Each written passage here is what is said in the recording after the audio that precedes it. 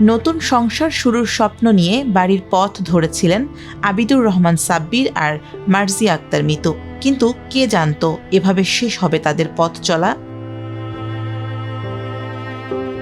হাসপাতালে মিতুর নিথর দেহ, সঙ্গে স্বামীসহ পরিবারের আরও ১৩ জন।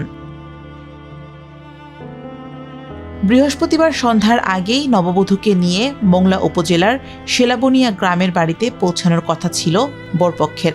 তাদের বরণ করতে অপেক্ষা করছিলেন আত্মীয় স্বজন ও প্রতিবেশীরা, কিন্তু মুহূর্তেই বদলে গেছে সব। বাড়ি ও আশপাশে শত শত মানুষ জড়ো হয়েছেন ঠিকই, কিন্তু সবাই বিষণ্ণ, দীর্ঘশ্বাস আর মাতমে ভারী পরিবেশ। অথচ আজ নতুন বউকে ঘিরে হাসি আড্ডা আর শিশুদের কোলাহলে মুখর থাকার কথা ছিল বাড়িটি।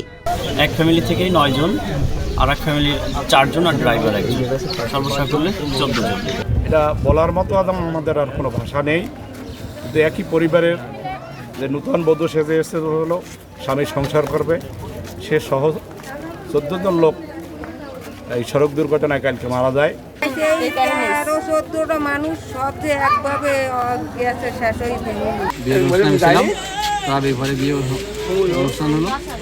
বিয়ের পরের দিন সকালে বৃহস্পতিবার, গতকাল বৃহস্পতিবার 15টার দিকে ওনারা চলে আসে ওখান থেকে মাইকের বাসে আসে, এসে ওখানে অ্যাক্সিডেন্ট।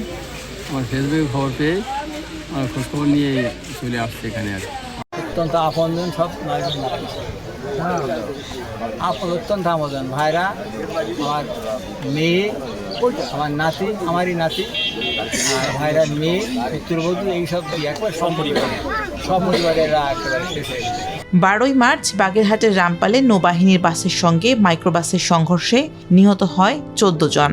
তাদের মধ্যে রয়েছেন মোংলা পোর্ট পৌরসভার 8 নম্বর ওয়ার্ড বিএনপির সভাপতি আব্দুর রাজ্জাক সহ বরের পরিবারের 9 সদস্য, কনের পরিবারের 4 সদস্য আর মাইক্রোবাসের চালক।